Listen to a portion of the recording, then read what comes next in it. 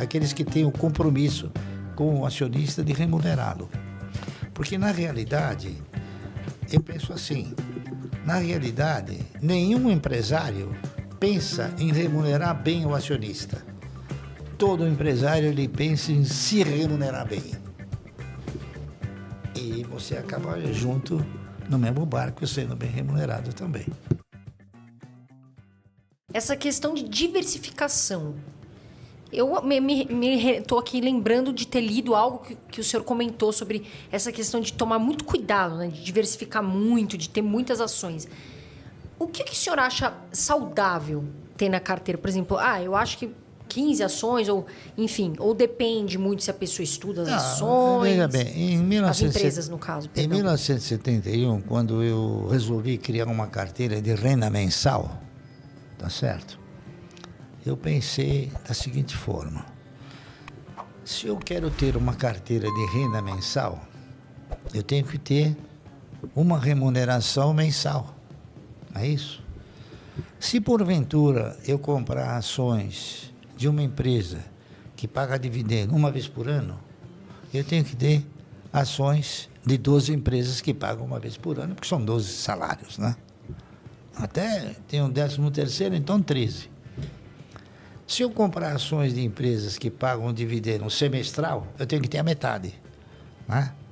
E o princípio é esse. Então, essa foi a diretriz básica que nos levou a ter uma quantidade reduzida de ações. Porque não há necessidade de você ter tudo. O importante é você ter os melhores, tá entendendo? Aqueles que têm o compromisso com o acionista de remunerá-lo. Porque, na realidade, eu penso assim, na realidade, nenhum empresário pensa em remunerar bem o acionista.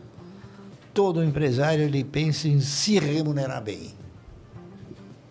E você acaba junto no mesmo barco sendo bem remunerado também.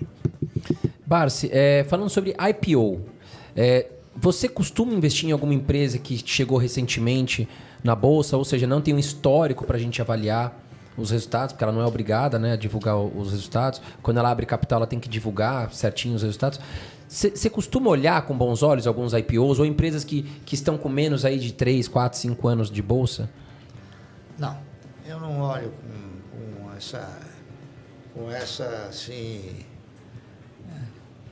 com esse positivismo, né? Porque, na realidade, grande parte daqueles que abrem o seu capital, eles não o fazem para abrir o capital.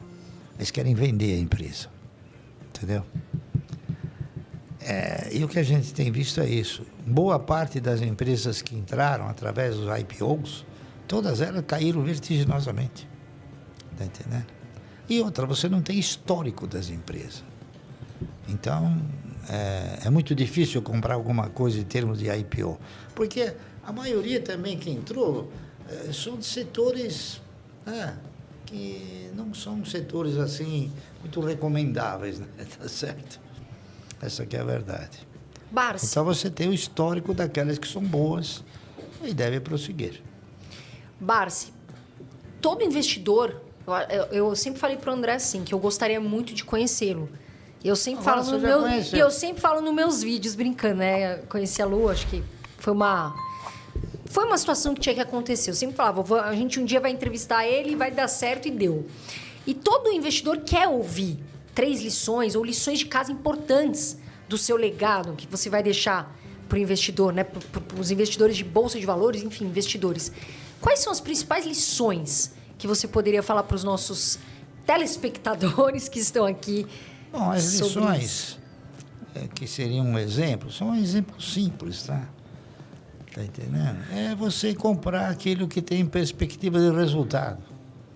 Tá entendendo? Não comprar fantasia e não comprar aquilo que não seja o óbvio. O brasileiro, ele adora a fantasia e ele sempre desprezou o óbvio. Por isso que ele não ganha. Porque ele escuta, por exemplo, centenas de casas de análise da palpite. Se você for pegar 95% desses palpiteiros, Eles não têm ações. Eles não têm carteira de ações e dá palpite sobre ações, entendeu? Eu não. Eu tenho uma carteira de ações e eu dou a recomendação baseado no quê? Baseado numa cultura, baseado em experiências e baseado numa postura também, né? De investidor. Eu estava até vendo, né? Hoje uma notícia, uma entrevista falando muito de semelhanças suas com Warren Buffett, né? E muitas coisas que vocês falam parecidos nessa questão de investir em longo prazo, de ter cuidado, porque a gente vê muito investidor que está na bolsa, né, André? Que vai fazendo day trade e, de repente, isso perde muito dinheiro. E isso gera muitos problemas, né, Barsi? Depressão, enfim, até problemas sérios. Seríssimos, né? E a gente vê que você é um investidor, praticamente aí o Warren Buffett brasileiro, que investe a longo prazo, né, com paciência, estudo, que falta muito hoje, né, Barsi? Assim, falta... Olha, o Warren Buffett e eu, nós temos princípios distintos, tá entendendo? O Warren Buffett, ele tem fundos. Então, o que ele faz? Ele gerencia os seus fundos no sentido de valorizá-los. Eu não compro fundo, não quero ter fundo. Por quê? Porque eu quero o dividendo. Ele valoriza, mas não paga o dividendo. Entendeu? Eu acho que o dividendo é uma coisa que contempla a CB. Sabe o que é a CB? Não, a conta bancária. E que todo mundo quer ter. Que todo mundo precisa, continha, né? O Warren Buffett, ele tem uma postura, a postura dele é uma postura excelente, claro. Mas ele valoriza a cota, vai valorizando a cota, tá entendendo? E eu não valorizo a cota, eu pego o dividendo, tá entendendo? E vai colocando no bolso, o tubarão vai pegando e vai colocando no bolso. Tem uma coisa, aí você vai, na medida que os acontecimentos proporcionam oportunidades, aí você compra mais, tá entendendo? Se o momento do mercado está ruim, ou que os papéis não compram, então você segura. Você segura, tá entendendo? Até chegar na hora de você falar, não, bum, agora eu vou. Aí o tubarão, pum, abre a boca. O jacaré, perdão. Eu confundi tubarão com jacaré. O jacaré vai lá e tum. Você sabe por que eu brinco com o negócio do jacaré? Porque, é claro, agora você vai saber. Você sabe quem é o caçador de passarinhos mais competente do mundo? Quem? É o jacaré. O jacaré. Porque ele fica com a boca aberta, esperando o passarinho, vão comer a comidinha no dente dele, pô, fechou, competência total. Eficiência total. Eu faço isso com o recurso. O dinheiro fica lá.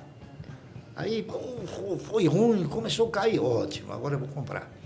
Porque eu procuro comprar sempre quando o preço é muito mais sugestivo, não é isso? Legal, Barsi.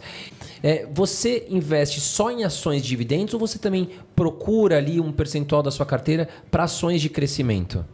Não, todas as ações que eu invisto, elas têm o quê? Elas têm a perspectiva de receita proveniente de duas origens: dividendo e alavancagem, valorização. Legal, bem. Por exemplo, eu acho que em breve que eu digo, não sei quanto tempo, mas vai demorar. Mas eu acho que a Cosan é uma empresa que vai ser bem valorizada. A Vibra também é outra empresa que vai ser bem valorizada. Vai devagar, vai subir. Imagine você que eu comprei ações da Unipar a 25 centavos. Elas custam R$100. Fica a dica aí, porque olha... Não é dica, é o que aconteceu, é verdade. Sim. Não é folclore nem fantasia, é verdade. Muito legal. É isso aí. Então, a gente procura sempre ter uma visão de futuro que haja receita proveniente de duas origens. Do dividendo, que é da distribuição dos resultados da empresa, e da valorização que o mercado pode produzir. Como é que isso acontece? Isso acontece da seguinte maneira: a empresa vai ostentando cada vez mais operação positiva, vai tendo lucro. Na medida que ela vai tendo lucro, ela distribui os dividendos. Na medida que ela tem um lucro maior, ela passa a ser mais valorizada. E assim, é uma dinâmica, né? É uma dinâmica constante.